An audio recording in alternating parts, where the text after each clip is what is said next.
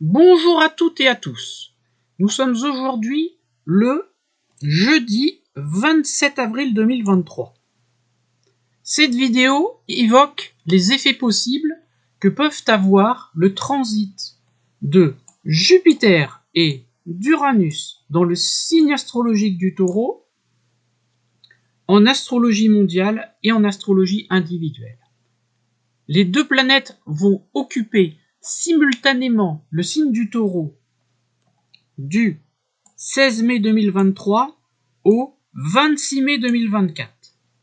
L'astrologie permet de relier les événements célestes aux événements terrestres. On appelle cela la synchronicité. Uranus reste environ 7 années consécutives dans le même signe astrologique. Dans la période actuelle, il fait 3 passages dans le signe du Taureau. Le premier passage a déjà eu lieu.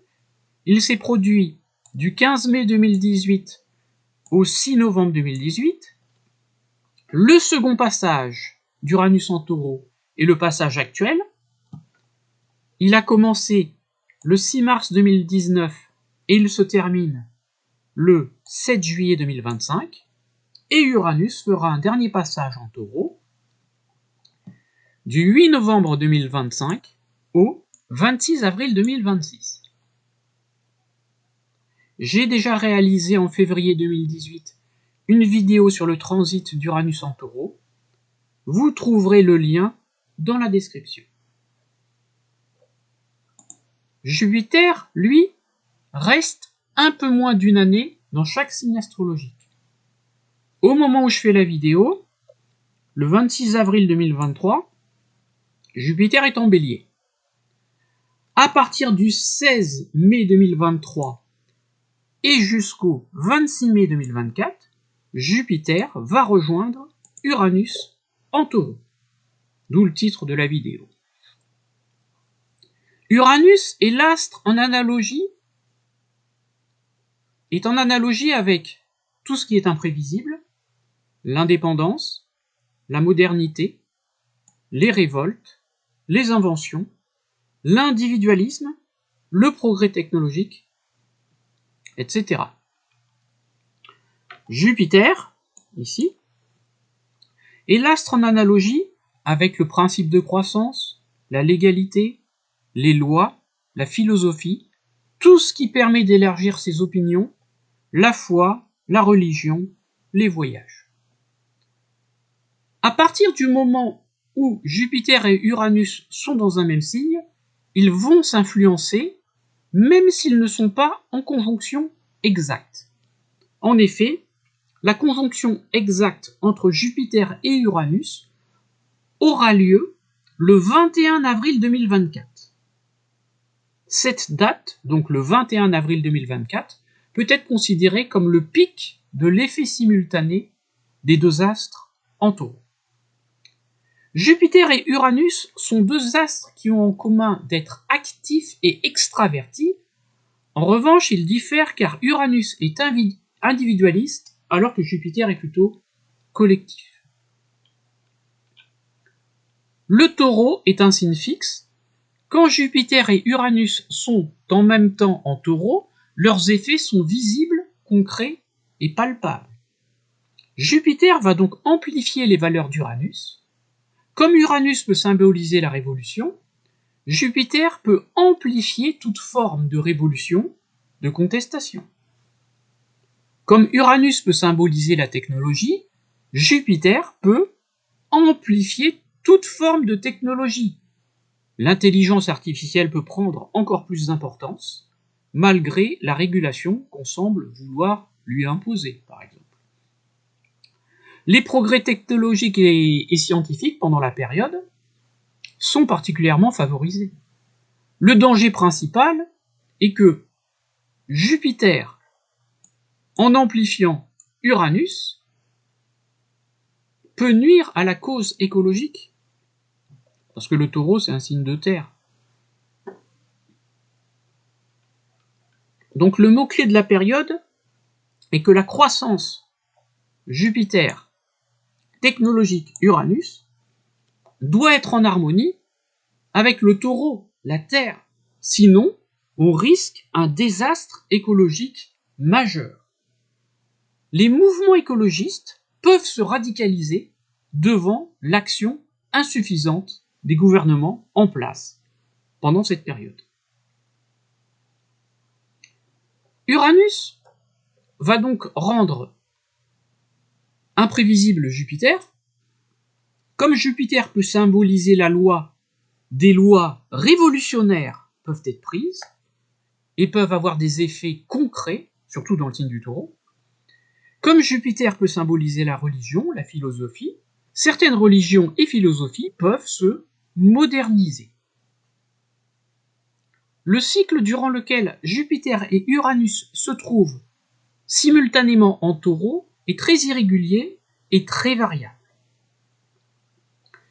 Les 2 dernières fois où Jupiter et Uranus étaient en Taureau sont indiquées ici. Première période du 15... Oui, excusez-moi, problème technique. Première période du 15 mai 1857 au 25 mai 1858. Deuxième période, du 16 mai 1940 au 26 mai 1941. Et la période qui va arriver, du 16 mai 2023 au 26 mai 2024. L'astrologie étant symbolique, on va trouver des similitudes entre ces périodes.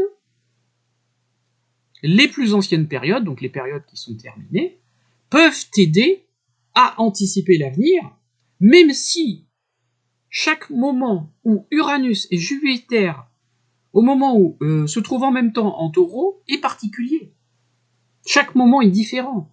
En effet, pendant la période 1857-1858, on avait Jupiter et Uranus en Taureau, mais on avait également Pluton. En 1940-1941, on avait Jupiter et Uranus en Taureau, mais on avait également Saturne. Alors que pour la période qui arrive, du 16 mai 2023 au 26 mai 2024, on aura Jupiter et Uranus en Taureau, mais sans Saturne et sans Pluton. Donc ce sera quand même un peu différent, mais il va y avoir des similitudes. Voyons pour l'Europe. On commence par l'Europe. Alors, on s'aperçoit que dans les 3 périodes, on est dans 3 phases très différentes de l'Europe. Première phase, ici, c'est l'Europe des empires coloniaux. Deuxième phase, ici, 1940-1941, l'Europe nazie. Et la période à venir, mai 2023, mai 2024, c'est l'Union européenne qui domine l'Europe.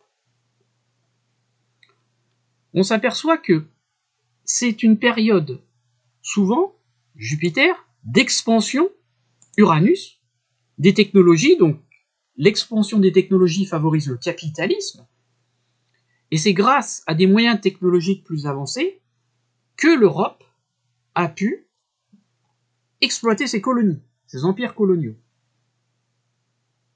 En 1857-1858, on avait encore en plus Pluton, qui a amplifié cette tendance de domination un peu absolue, impitoyable.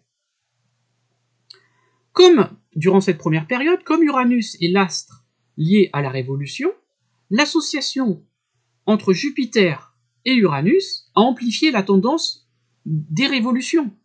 Et pendant cette période, 1857-1858, donc on a eu la révolte des Sipahs, dans l'Inde britannique. Les Sipahs sont des soldats indiens qui étaient employés dans les colonies britanniques.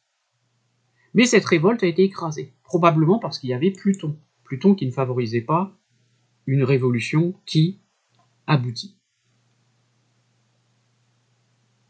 Donc ici dans l'Europe nazie, Jupiter et Uranus a fait que l'Allemagne nazie a vaincu ses ennemis grâce à sa technologie supérieure, la guerre éclair. La guerre éclair est absolument en analogie avec Jupiter et Uranus, car la guerre éclair est une combinaison rapide et imprévue entre les chars et l'aviation. Donc ça c'est les technologies modernes, Uranus. Et Jupiter, on attaque en nombre, avec optimisme, et en taureau de manière concrète. Donc l'Europe a imposé de nouvelles lois, l'Allemagne nazie a imposé de nouvelles lois à l'Europe, qu'elle domine. Sa supériorité au début de la guerre lui a permis d'exploiter des pays occupés. Comme Uranus est l'astre associé à la surprise, Jupiter amplifie cette tendance. Le Royaume-Uni a résisté, ici, à l'invasion nazie, à la surprise générale. Grâce à une invention, donc Uranus, imprévue, le radar. Donc le radar anglais, Uranus, nouvelle technologie, a permis de détecter les avions allemands à temps, et ça a permis au Royaume-Uni de résister à l'attaque nazie. Vous voyez, on a ça.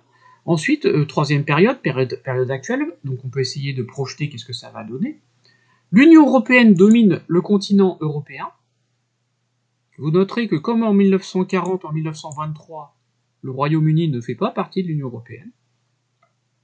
Alors pour ceux qui trouvent que j'exagère en faisant un parallèle entre l'Europe nazie et l'Union européenne, je vous conseille de lire ce livre du professeur émérite d'histoire Georges-Henri Soutou, Europa, les projets européens de l'Allemagne nazie et de l'Italie fasciste, paru en 2021 aux éditions Taillandier, qui explique très bien qu'il y a une convergence entre l'Europe nazie et l'Union européenne.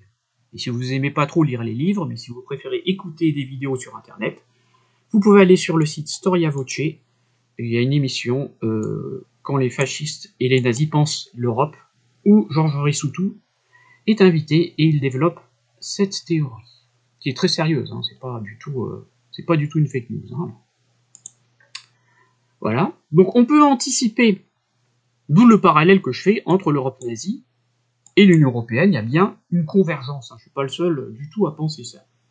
Donc on peut anticiper que l'Union européenne continue d'imposer ses grandes orientations de politique économique, les GOPE. Par exemple, c'est pas forcément très connu, mais la réforme des retraites en France, qui provoque actuellement tant de contestations, est inscrite dans ces GOPE, dans la recommandation du 9 juin 2019. Les pays qui n'appliquent pas ces recommandations se voient privés de subventions européennes. Et donc, alors que l'Allemagne nazie exploitait les pays occupés, l'Union européenne, volontairement ou pas, exploite les migrants. Vous voyez, là aussi, on a une convergence dans la conjonction Jupiter-Uranus en taureau, entre les périodes, que l'on peut anticiper. Et dans l'Union européenne actuelle, comme dans l'Allemagne nazie et dans l'Europe nazie, on risque une amplification imprévue des pénuries des matières premières. Donc on l'a eu dans l'Europe nazie, excusez-moi, et on peut l'avoir dans l'Union européenne, on a déjà des pénuries, mais l'arrivée de Jupiter en taureau peut amplifier la pénurie des matières premières, donc en Europe. Pourquoi ? Parce que Jupiter amplifie, et donc Jupiter et Uranus, quand ils sont dans le même signe, favorisent l'inflation. Donc le prix des denrées alimentaires risque d'augmenter, donc on a une amplification imprévue, parce qu'aujourd'hui la plupart des experts ne savent pas exactement comment ça va tourner, mais pour moi on a une amplification imprévue des pénuries alimentaires qui risquent de se produire à partir du moment où Jupiter va rentrer en taureau, donc du 16 mai 2023 au 26 mai 2024. Donc ceux qui disent que l'inflation va s'arrêter, moi je suis pas d'accord, hein, pas d'accord du tout. Donc on verra après au final comment ça se termine. Bilan, et donc ce qui s'est produit de l'Europe nazie peut se produire dans l'Union européenne, à savoir une révolution majeure. Hein, parce que Jupiter et Uranus c'est la révolution et Jupiter amplifie les possibilités de révolution dans l'Union européenne. Bilan pour la période, on constate globalement un recul de la domination européenne dans le monde de 1857 à 2024, où on passe d'une domination mondiale, en 1857-1858, à une domination seulement locale en 2023-2024. Donc l'Europe est en déclin. Ensuite, la France. Donc on fait le même travail hein, pour la France. Toujours pareil, hein, en se basant sur les 3 périodes où Jupiter et Uranus étaient en taureau. Dans le passé, première période, 1857-1858, c'était sous le Second Empire de Napoléon III. Alors on a constaté que Napoléon III a pris la loi de sûreté générale, donc c'était prison pour les opposants. Vous voyez, ça rigolait pas. Et donc, ça a eu lieu en 1857-1858. En 1940-1941, c'était la Révolution nationale, révolution en analogie avec Uranus, de Pétain, qui lui aussi a pris des lois autoritaires, hein, notamment le statut des Juifs et la création de la police nationale. Donc qu'est-ce qu'on peut prévoir pour 2023-2024 ? Régime autoritaire et des lois, peut-être comme au Second Empire, des lois de sûreté générale, par exemple, qui limitent fortement le droit de manifester, voire qui l'interdisent. C'est tout à fait possible. Hein, ça, c'est pas impossible. Donc c'est difficile de savoir exactement comment ça va se passer, mais voilà, ça pourrait arriver.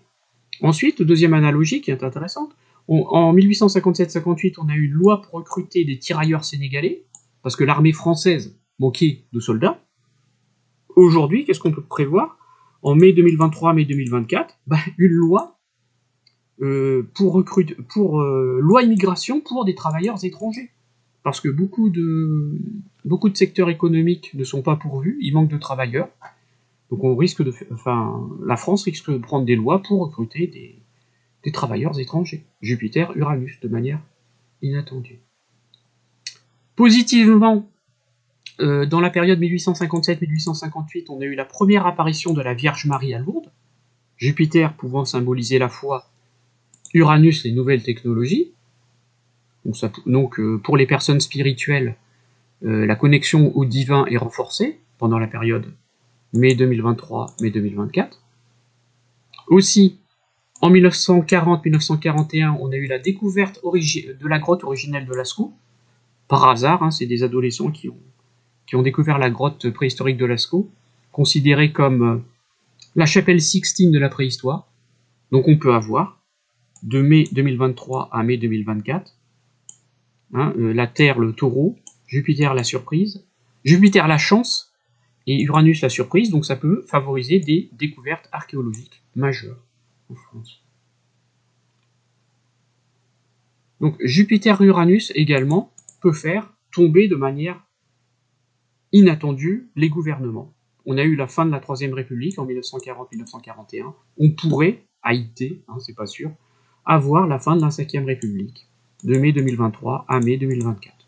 Ou, donc soit on a plutôt la fin de la Cinquième République avec une révolution, soit on a un renforcement du régime autoritaire, du régime d'Emmanuel Macron, qui devient de plus en plus autoritaire, dans le sens où il accepte de moins en moins la contestation. Voilà. Donc c'est pour ça que des lois de ce type, de sûreté générale, comme au Second Empire, pourraient être prises. Ça, c'est tout à fait possible. Voilà. Ensuite, on change de pays. On passe au Royaume-Uni. Ah oui, je viens là, j'ai mis ce visuel car on peut considérer que la conjonction Jupiter-Uranus est le sommet de la crise en France. Donc la période allant du 16 mai 2023 au 26 mai 2024 est le sommet de la crise. Je vais expliquer dans cette vidéo, vous aurez le lien en bas de la vidéo. Voilà, dans cette vidéo, donc vous aurez le lien qui parle du début de la Révolution en France. Et donc le sommet de la Révolution aura lieu probablement du 16 mai 2023 au 26 mai 2024. Donc le sommet de la crise politique en France. On change de pays, le Royaume-Uni. Alors, toujours le même principe. Hein. Alors, on s'aperçoit que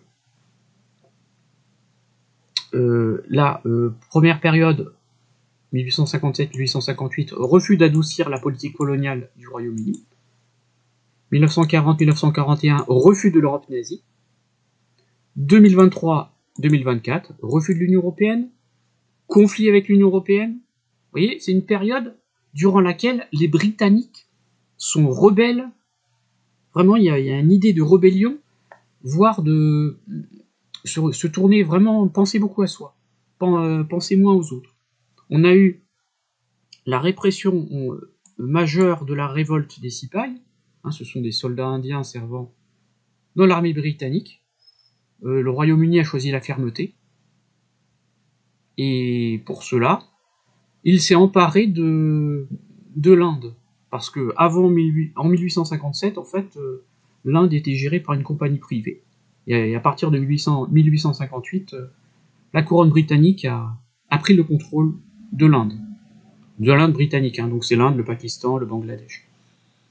Ensuite, que s'est-il passé en 1940-1941 ? Donc le Royaume-Uni a refusé la paix d'Hitler, Uranus, hein, indépendance.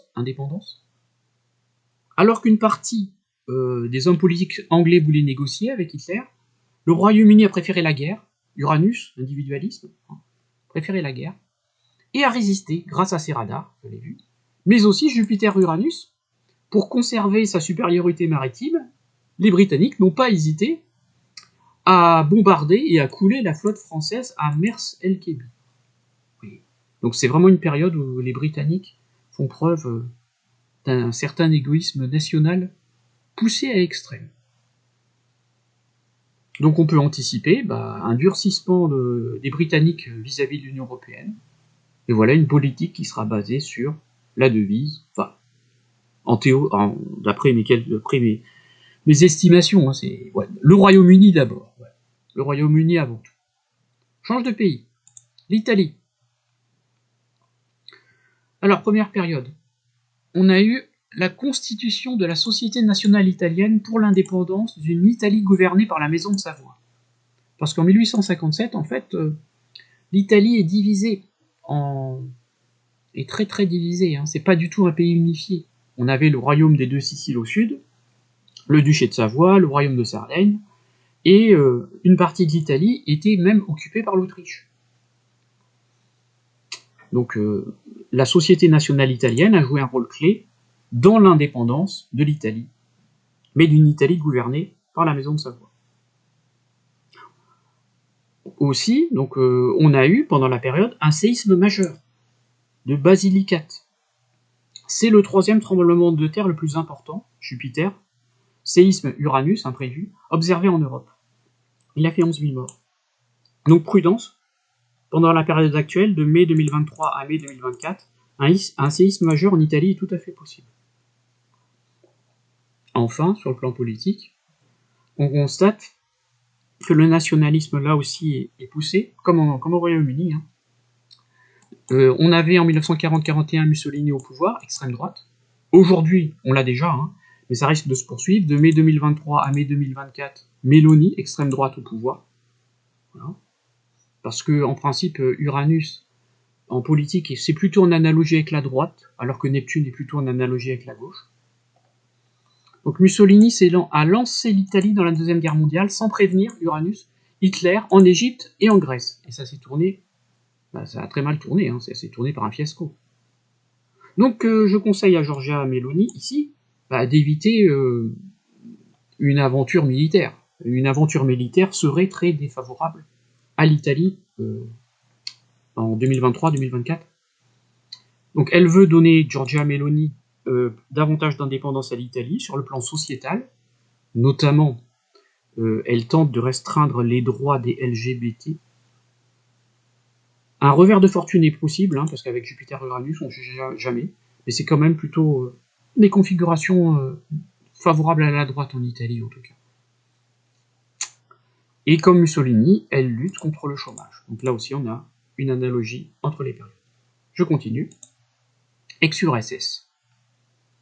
Donc ex-URSS, c'est Russie, Ukraine et tous les autres pays. Hein. Donc première période, 1857-1858. L'Empire russe sort vaincu de la longue, Jupiter, guerre de Crimée, mais il conserve la péninsule de Crimée. Qu'est-ce qu'on peut anticiper pour mai 2023, mai 2024? La Russie pourrait, conserver la Crimée, mais n'atteint pas tous ses objectifs initiaux en Ukraine. Parce qu'elle au départ, elle voulait conquérir beaucoup plus. Donc la Russie risque d'être obligée de céder un petit peu, mais devrait conserver la Crimée, comme en 1857-1858. Ensuite, deuxième période, mai 1940-mai 1941, l'URSS envahit les pays baltes, et dans l'URSS, Stepan Bandera, c'est un nationaliste ukrainien, a préparé l'indépendance de l'Ukraine. Et l'URSS a fondé la République socialiste soviétique de Moldavie. Pendant la période, on va avoir une hausse du nationalisme en Ukraine, et peut-être, là c'est pas sûr, hein, c'est des possibilités, des probabilités, mais on n'en est pas sûr, une attaque de la Moldavie, voire des pays baltes. Mais ça c'est moins sûr, hein, parce que ça fait partie de l'OTAN. Mais avec Jupiter et Uranus, hein, tout est possible. Et on constate aussi l'évolution de l'utilisation de Jupiter et Uranus. 1857-58, utilisation massive Jupiter, des chemins de fer, des bateaux à vapeur. Ici, 40-41, utilisation massive de l'aviation combinée aux chars et à l'infanterie. Et 2023-2024, utilisation massive des drones, de l'armée informatique d'Ukraine et de l'open source intelligence. Alors l'open source intelligence, c'est l'utilisation à des fins militaires des données présentes sur Internet et les réseaux sociaux. Donc l'utilisation de l'open source intelligence et l'armée informatique d'Ukraine a empêché la Russie de gagner une victoire rapide en Ukraine. Et je pense que quand même, la Russie devrait conserver la Crimée et une partie de l'Ukraine. Donc on va plutôt vers une division de l'Ukraine entre une partie russe et peut-être une partie ukrainienne. On continue. Yougoslavie, ex-Yougoslavie, donc c'est la Croatie, Serbie, Bosnie, Slovénie, etc. Première période, ici, l'Empire ottoman doit accepter l'indépendance du Monténégro. Le Monténégro, c'est tout petit. Après une défaite militaire. Donc on a vu les frontières ont bougé. Deuxième période, 1940-1941. Le royaume de Yougoslavie s'est effondré après une invasion surprise, Uranus, une invasion surprise de l'Allemagne. Et on a eu la naissance de l'État indépendant de Croatie, allié des nazis. Donc là aussi, les frontières bougent. Les frontières bougent, première période, les frontières bougent, deuxième période. Troisième période, 16 mai 2023, 26 mai 2024. Les frontières pourraient bouger, hein. C'est possible. Je suis pour la paix, moi, hein, mais bon, on a quand même un risque, hein, au niveau astrologique. On risque un conflit soudain et majeur, lié à des tensions religieuses, parce que Jupiter, ça peut aussi représenter la religion, au Kosovo et en Bosnie, parce que les communautés religieuses s'entendent pas bien. Hein. En Bosnie, il y a des conflits entre les Serbes orthodoxes, les Croates catholiques et les musulmans. Et au Kosovo, on a des conflits entre la minorité serbe et les Albanais, principalement. Donc on peut anticiper que les frontières peuvent bouger. Voilà. On continue. Les États-Unis.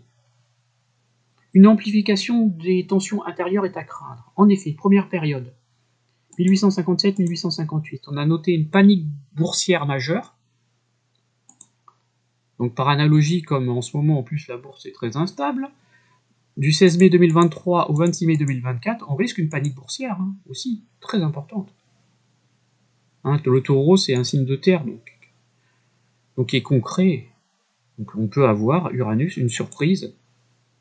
Jupiter amplifie, donc peut amplifier des gains, mais aussi peut amplifier une crise économique.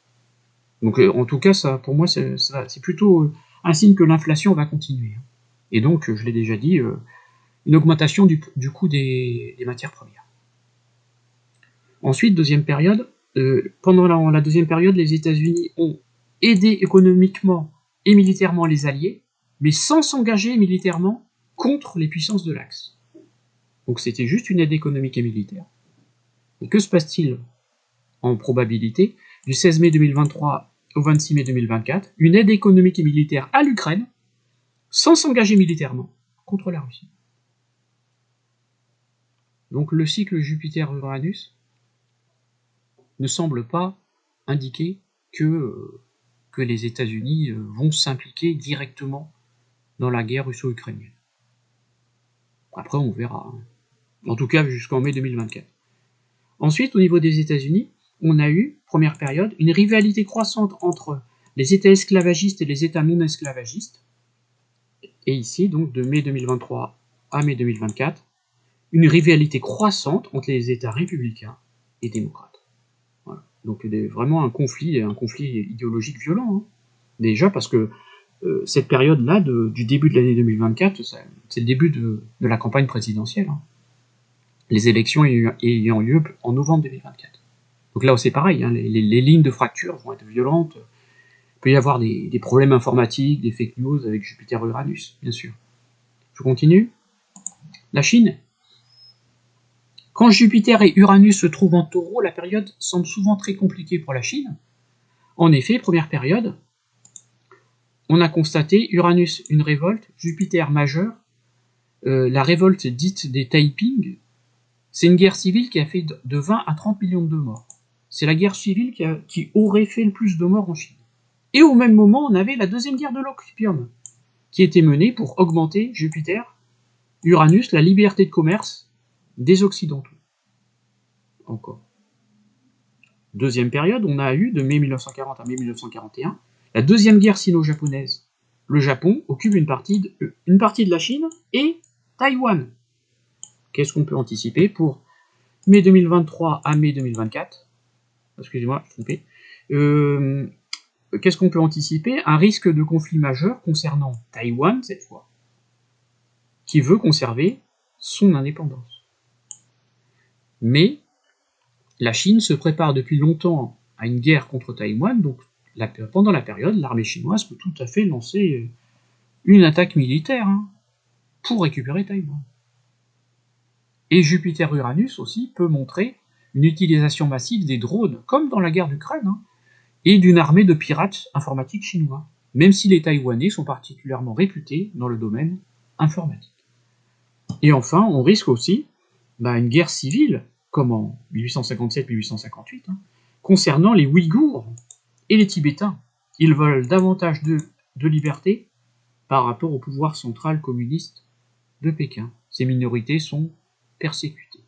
Donc Jupiter-Uranus favorise les révoltes. Imprévu comme ça. Voilà. Ensuite, Inde et Pakistan, on l'a vu, première période, mai 1857, mai 1858, on a eu la révolte majeure des Sipais dans l'Inde britannique, j'en ai déjà parlé, et des mesures autoritaires des Britanniques pour écraser cette révolte. La révolte a été écrasée dans le sang. Deuxième période pour l'Inde et le Pakistan, Jupiter-Uranus, deuxième période 1940-1941, Gandhi a lancé un programme de désobéissance civile, limité à des volontaires, mais ça aussi, la désobéissance, c'est très uranien. Je ne respecte pas la norme, je ne respecte pas les règles, je fais ce que je veux. Donc qu'est-ce qu'on peut anticiper pour la période allant du 16 mai 2023 au 26 mai 2024 ? Une amplification Jupiter des tensions religieuses Jupiter liées au régime autoritaire en Inde de Modi. Parce que les musulmans ne sont pas bien traités en Inde. Donc on peut avoir une révolte des musulmans contre les hindous en Inde. C'est pareil, une révolte qui peut être d'ampleur avec Jupiter-Uranus et soudaine. Mais également un conflit majeur entre l'Inde et le Pakistan. Voilà. Deux pays qui ne s'apprécient pas. Et enfin, pour terminer en astrologie mondiale, l'Égypte. Première période de mai 1857 à mai 1858, on a eu l'élaboration des plans de la construction du canal de Suez. Le canal de Suez Uranus, c'est une nouvelle technologie, Jupiter d'ampleur, qui permet en taureau de creuser la Terre. C'est vraiment quelque chose de très important pour l'Égypte.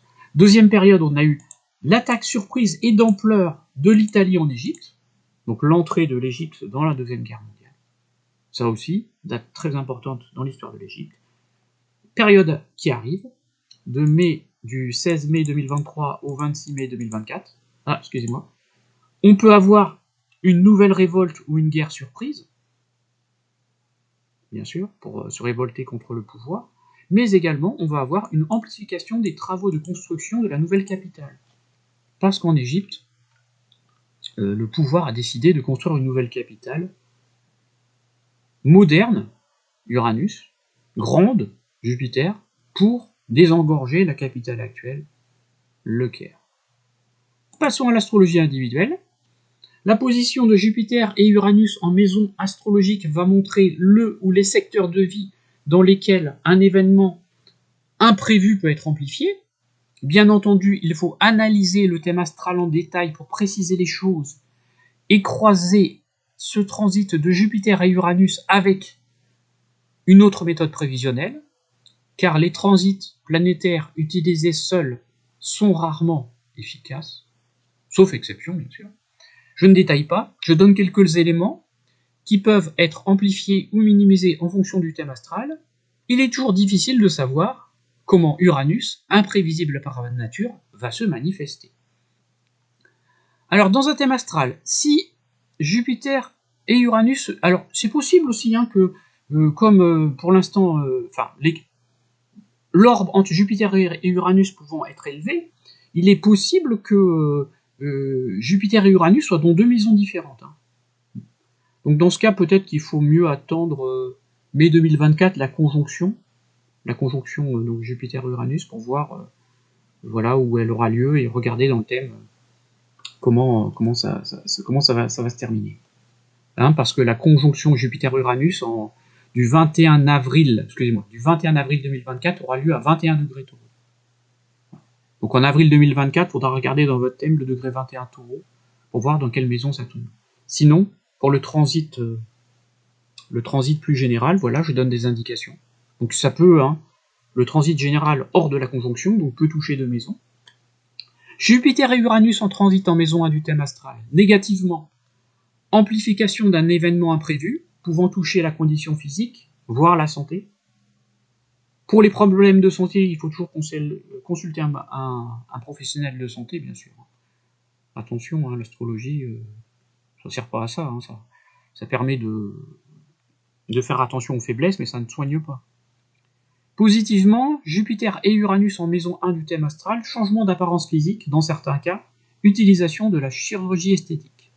Uranus, nouvelle technologie. Jupiter et Uranus en maison 2 du thème astral, négativement, perte du jour au lendemain d'une source de revenus, perte d'un objet.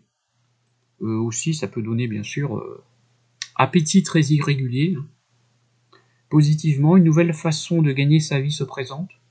Elle est souvent en lien avec les nouvelles technologies, en maison 2. Jupiter et Uranus en maison 3 du thème astral.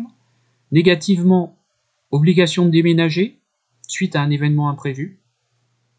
Parce que la maison 3 est souvent liée au déménagement. La maison 3, c'est la 12e maison comptée depuis la 4. C'est donc l'exil du foyer. C'est pourquoi la maison 3 est souvent liée au déménagement. Donc obligation de déménager à la dernière minute. Problème imprévu avec la fratrie, avec un voisin. Positivement, Jupiter-Uranus en maison 3, facilité pour passer le permis de conduire, un brevet de pilote d'avion, pour apprendre à maîtriser un logiciel, bonne entente avec les voisins, etc. Jupiter et Uranus en maison 4 du thème astral, négativement, problème d'électricité soudain, positivement, nouveau logement trouvé de manière inattendue, démarche légale concernant le logement couronné de succès, etc. Il y aurait beaucoup d'autres choses à dire. Jupiter et Uranus en maison 5 du thème astral, négativement, si la personne a des enfants, possibles ennuis de justice concernant les enfants, perte d'un procès concernant la garde des enfants. Si la personne n'a pas d'enfants, Jupiter et Uranus en maison 5 en transit, ça peut donner les jeux, les plaisirs peuvent faire perdre de l'argent. Donc en maison 5, positivement, si la personne a des enfants, ces derniers prennent leur indépendance. Victoire lors d'un procès concernant la garde des enfants. Surprise légale concernant les enfants. Mariage inattendu, naissance d'enfants, qu'on n'attend pas avec Uranus, voilà, qui vient d'un moment imprévu. Jupiter et Uranus en maison 6. Le stress peut amplifier les soucis de santé. Un événement imprévu vient bousculer la vie quotidienne, positivement. Une technologie moderne peut améliorer la santé et le quotidien. Cela va de l'achat d'un aspirateur ultra moderne à la consultation d'un médecin pour passer un scanner qui aide à aller mieux. Après, il y a d'autres cas. Jupiter et Uranus en maison 7 du thème astral, en fonction des cas. Si la personne s'entend bien avec son ou sa conjointe, un mariage, un pax est possible, parce que Jupiter c'est la loi. Donc Jupiter-Uranus, évolution surprenante de la loi, donc ça peut donner un mariage, surprise. Et si la personne s'entend mal avec son conjoint, une séparation se profile, une séparation imprévue, un divorce. Si la personne est seule, les nouvelles technologies, les réseaux sociaux, les applications de rencontres peuvent favoriser une rencontre ou un contrat professionnel, parce que la maison 7, c'est aussi celle des contrats. Jupiter et Uranus en transit en maison 8, négativement, dette à payer rapidement, emprunt contracté trop vite, l'éventuel conjoint est imprudent sur le plan financier, opération qu'on n'attend pas, positivement, héritage inattendu, une nouvelle méthode est trouvée pour alléger ses impôts. La maison 8, c'est l'argent de l'autre, l'argent, les partenaires financiers. Jupiter et Uranus en maison 9, négativement, indifférent avec la loi, problème de justice inattendu, refus d'inscription pour les études supérieures, à la dernière minute, un voyage à l'étranger est annulé. Positivement, Jupiter et Uranus en maison 9, un procès peut être gagné, un voyage dans un pays étranger, dans un pays surtout qui n'a jamais été visité avec Uranus, est particulièrement favorable. Connexion plus facile avec le côté spirituel de la vie. J'en ai parlé avec Bernadette Soubirous qui a vu la Vierge lors d'un transit de Jupiter et Uranus en Taureau. Jupiter et Uranus en maison 10 d'un thème astral. Perte rapide d'un emploi, chute inattendue du statut social, positivement. Un nouveau poste se présente, une promotion inattendue se présente, il faut prendre une décision rapidement. Ça peut être aussi une proposition pour être en pré-retraite, c'est tout à fait ça. Jupiter et Uranus en maison 11 du thème astral. Alors, en théorie, la position de Jupiter en maison 11 est une des meilleures positions de Jupiter, car l'astre est particulièrement favorable en maison 11, Jupiter est dit en joie en maison 11. Négativement, donc en principe, c'est là qu'il est le moins négatif, Jupiter en maison 11. Après, il faut voir, en fonction des cas. Négativement, revers de situation amicale, un projet est annulé à la dernière minute, mais comme Jupiter est en maison 11, on peut se refaire souvent. Positivement, les amis, les relations peuvent aider sur le plan professionnel et dans les projets, dans les espoirs. Pour les personnes qui sont un peu tristes, Jupiter et Uranus en maison 11 donnent un nouvel espoir, donnent de l'espoir, donnent de nouvelles possibilités. Donc ça, c'est très intéressant. Et enfin, pour terminer, Jupiter et Uranus en transit en maison 12 du thème astral, négativement, problème de santé inattendu pouvant devenir chronique, hospitalisation possible. Opération, c'est plutôt maison 8, je ne me souviens plus si je l'ai dit. Positivement, Jupiter et Uranus en maison 12, la personne découvre un nouveau domaine de l'ésotérisme qu'elle ne connaissait pas et qui lui plaît beaucoup. Aide légale Jupiter, dans un projet demandant de la confidentialité ou de la compassion. Donc très favorable pour faire une reconversion, pour travailler dans un hôpital par exemple. Jupiter étant le significateur général des chevaux et la maison 12 celle des grands animaux, rencontre imprévue, bénéfique, avec un cheval. Vous voyez, il y a beaucoup de possibilités. Merci beaucoup de votre écoute. N'hésitez pas à partager, à vous abonner à ma chaîne YouTube. Au revoir, à bientôt.